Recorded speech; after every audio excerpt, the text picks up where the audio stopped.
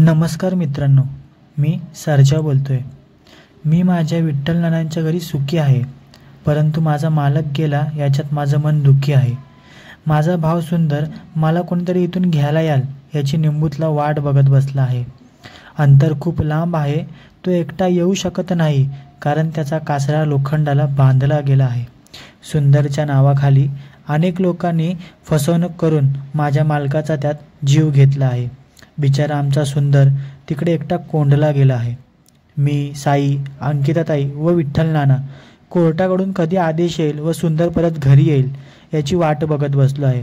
बिचारा आमचा सुंदर मला टेम्पो करून कोणीतरी घ्यायला येईल यासाठी दिवसेंदिवस रडत बसला आहे। मित्रांनो, बकासूर माझ्या मोठ्या भावासारखा आहे।